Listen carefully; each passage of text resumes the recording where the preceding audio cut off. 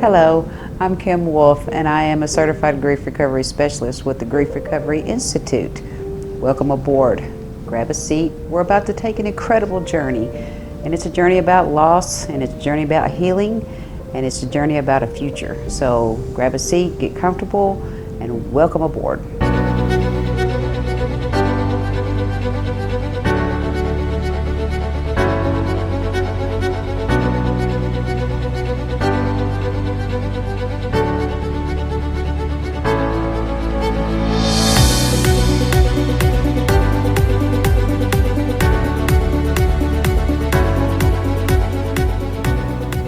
Now that you're comfortable, I'd like to tell you a little bit about my story. You see, when I was 4 years old, I had an episode with my health, and I would throw up and vomit until I would just completely pass out. I was taken in, admitted to the hospital. The doctor poked and probed and prodded and drew blood and did psychological evaluations. When all the testing was over, he looked at my mother. He asked her, "Who died?"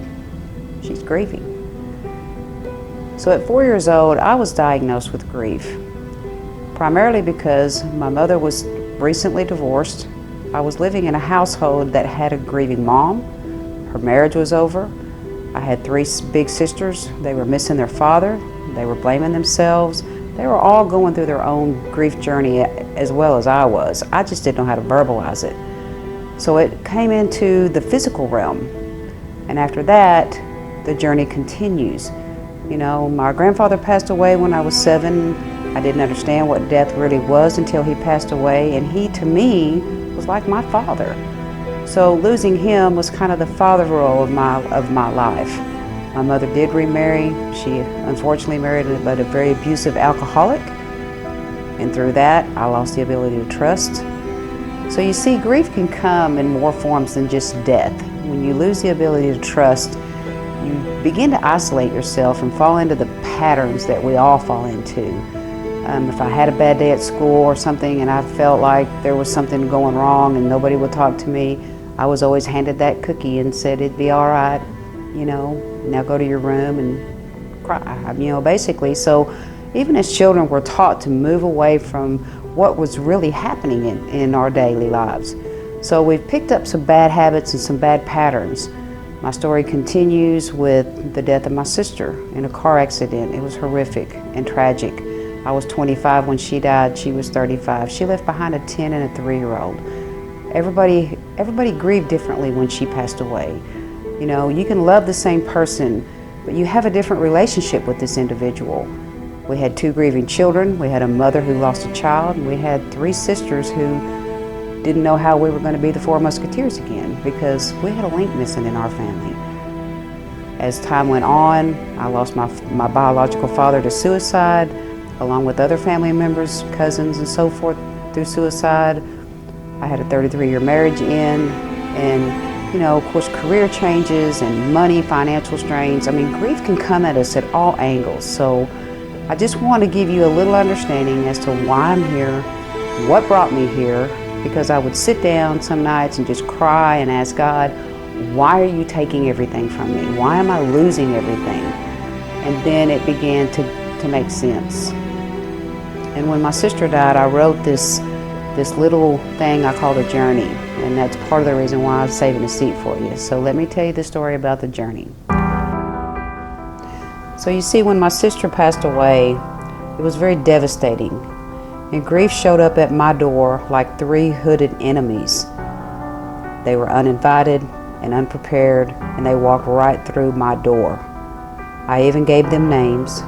I called them fear, loss, and change.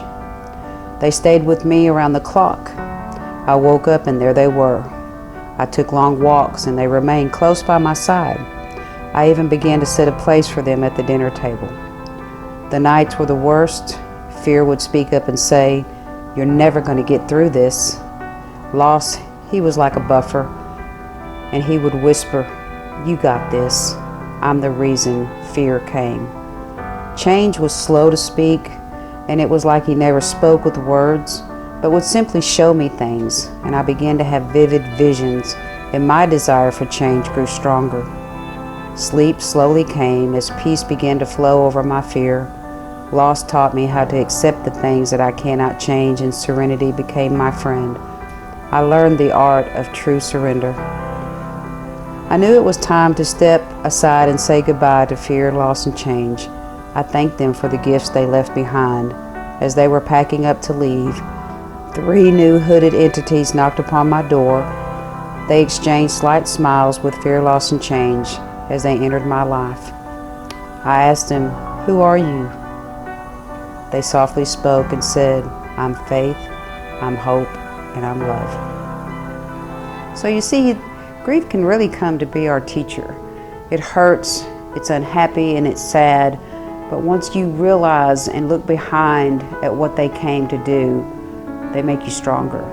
So I'm going to introduce to you some of the things that I've put together based on my journey. I cared for my mom for 11 years as her health deteriorated, so I know what it's like to face that I'm going to lose it. And that's what I'm calling my first tier, is those of you who are in a caregiver role and maybe your husband or your parent or maybe it's your child is losing a battle. And I'm going to show you about self-care in this tier. The second tier I've created is from the Grief Recovery Institute, actually, and it's going to be kind of giving you some guidelines on how recovery works, what it can do for you, and how to contact a grief recovery specialist in your area. The third is going to be the best tier to me, because now you've unpacked your little hurt pocket that turned into the backpack.